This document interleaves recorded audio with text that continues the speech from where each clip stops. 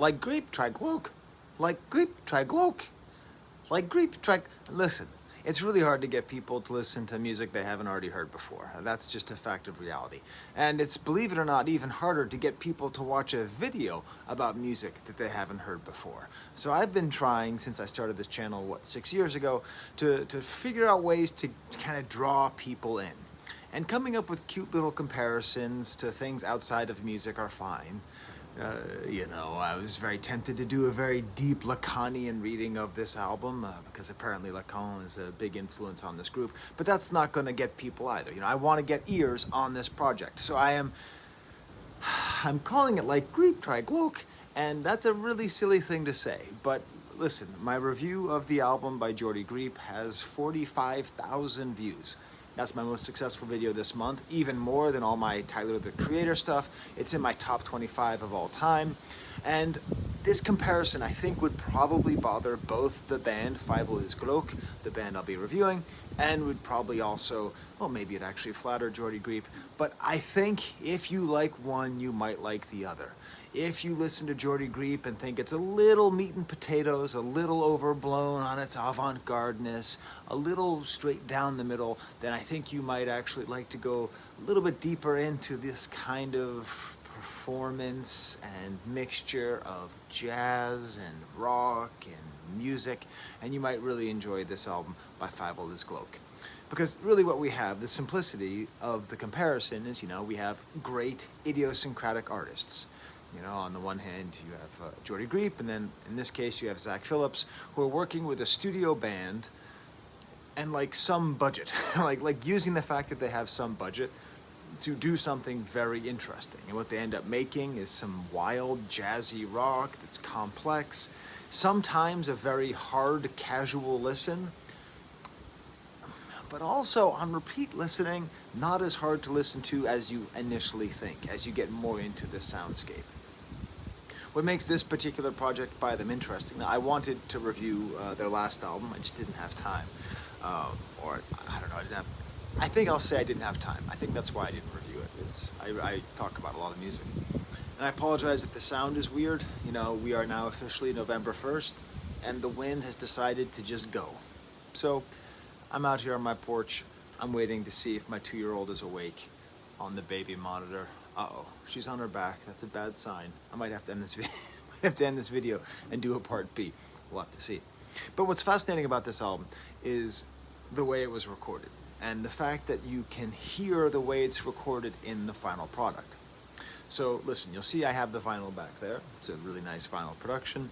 It was sent to me by the record label, Fat Possum. I'm not sponsored or anything, but they send me free records, and it probably makes me want to review their music more, but also they're on a hot streak. They released Honey Glaze, which is one of my favorite pop punk albums of the year. They released that Elucid album, which is one of my favorite rap albums of the year, and then this, which is one of my favorite avant-garde jazz rock albums of the year.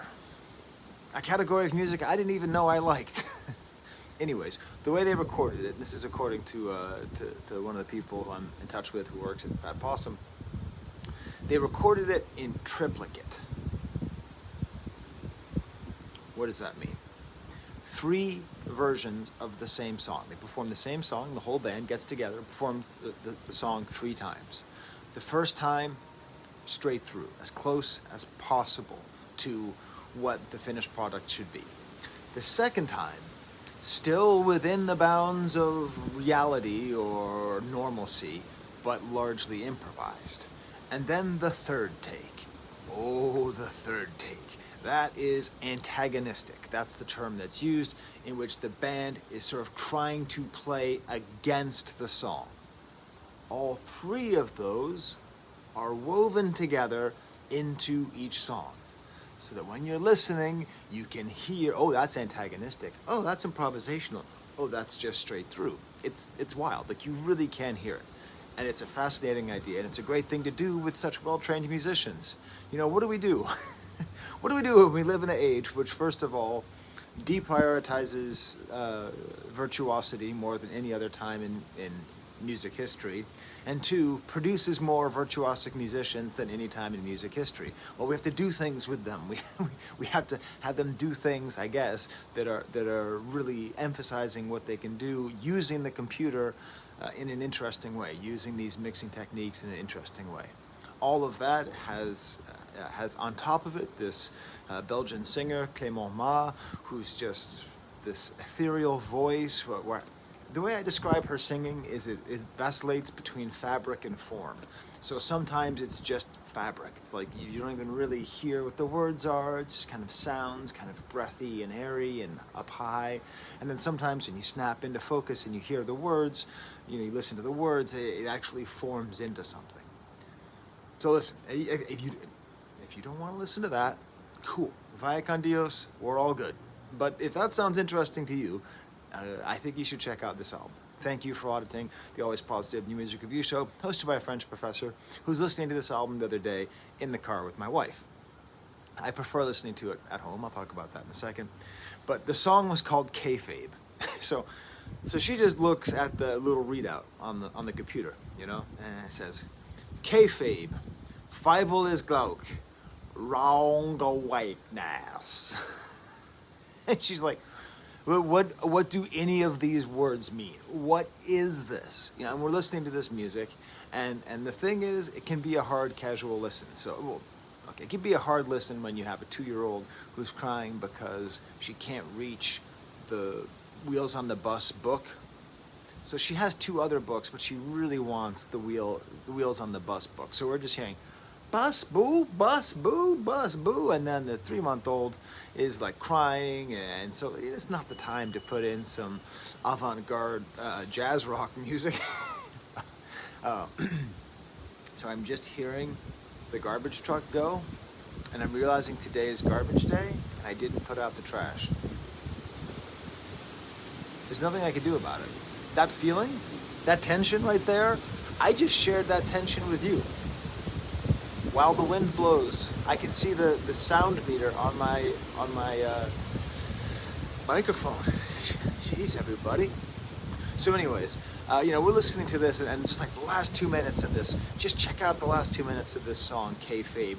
The antagonistic and the straight and the improvisational all mixed together. These like maybe random piano lines and these harpsichord sounds, and like it sounds almost like a drum solo. Meanwhile, the singing keep Kayfabe.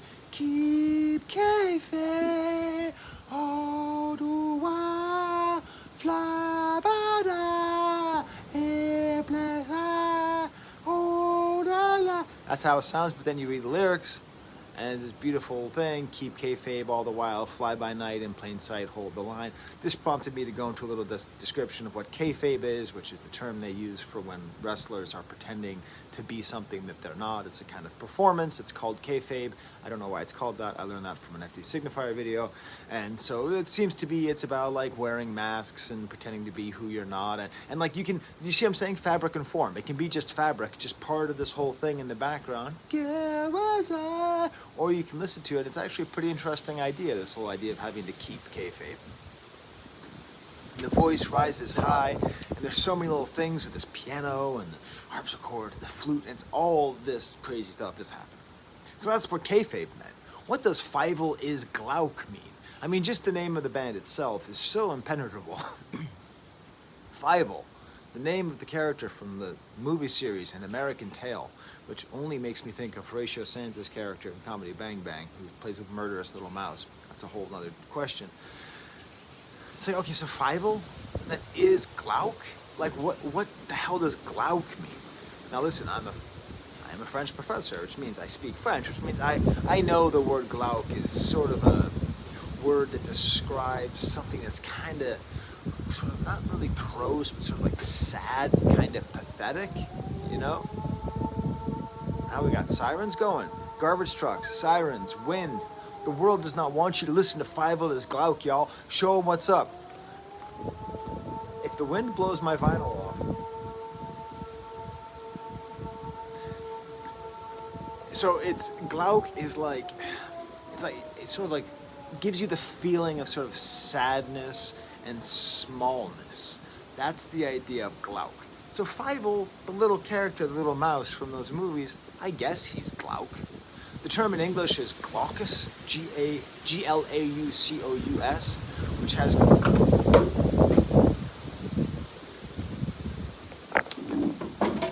Alright, this got exciting. So glaucous is a term that refers to like kind of like a weird bluish gray appearance, like seagulls can be glaucous.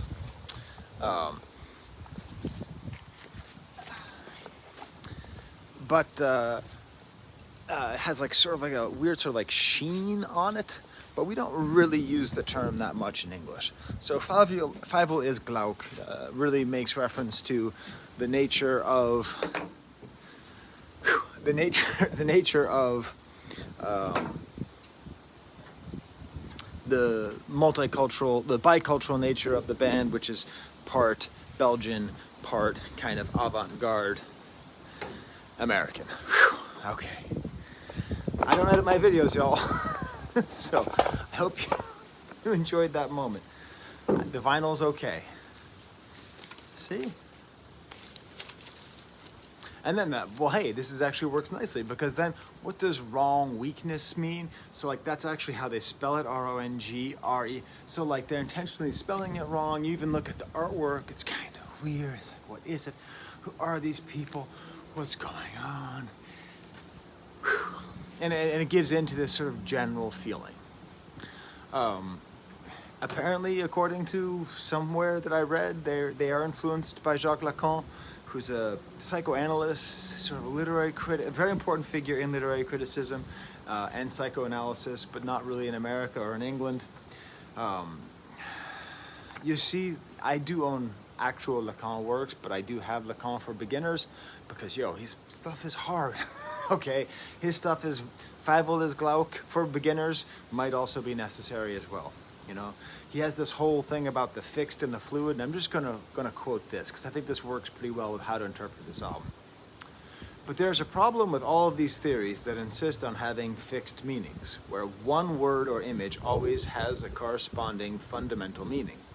They all run into trouble when it comes to justifying their fixed categories. For instance, one absurd consequence of believing in a theory of fixed meaning is that you could have a dream dictionary that really worked. Such a dictionary would allow you to look up the definitive meaning of a dream symbol or image, such as a dog. But if I dream of my dog barking, my dream might have one particular meaning, but if a veterinary surgeon or perhaps someone with a phobia of dogs had the same dream, dog would probably... Jesus Christ! Now I'm upside down. This wind is real. Okay. Hey, listen, you're one of the few people who clicked on this video. You got a real one going. I'm having an antagonistic take of my videos, okay? The wind is an antagonist. And I'm trying to improvise my way through it. Someone with a phobia of dogs would have a different meaning. There's no authority, no specialist who knows the truth about meaning and who we can rely on to authoritatively interpret the meaning of our unconscious ideas. I bring that up because I think this album is playing with that idea, that concept of like, hey, there is no one version of a song. There's multiple versions of a song, and these lyrics are all in different ways. I'm just going to talk about 2 songs. The whole album's great. But I want to talk about this album because there's also different ways to listen to it. You can listen to it very carefully, very closely, listening and trying to pick out which version is which and how does it all tie together. And it's very jazzy. So you have all these good chord changes and these weird minor tones and these offbeat chords and all that stuff. Cool. But also, you can listen to it the way I listen to it. My happiest time listening to this album, I listened to it, 7, 8 times, was with my baby on my chest, my 3-month-old. In a baby Bjorn, it's this little baby carrier, and I had my computer on a little raised little platform thingy, and I was just working on some lesson planning. I'm teaching a lesson on fascism in France, like current fascism in France, not old fascism in France. There's new fascism in France, so I'm preparing my lesson there, but it's a much more handsome fascism. Beautiful eyes. And when I'm sitting there and I'm working on this, and I got the music on the hi-fi, it's not flying off into my yard, and it's just a beautiful moment. We're just like, like, even though this is such a tricky album and it's got so much challenge to it, I'm really enjoying the soft, jazzy, fun feel to it. And you know what? That's where I want to stop it. I have a write-up of songs in particular, As Above, So Below. I have a whole thing where I try to describe the singing, the way it interacts, but I just want you to listen to it and experience it. And if this video is too long, no one will click on it, okay? Really interesting lyrics. The way that the more you pay attention to the way these lyrics interact with the music, the more you appreciate Marc Clément's style and the way these two musicians really work well together.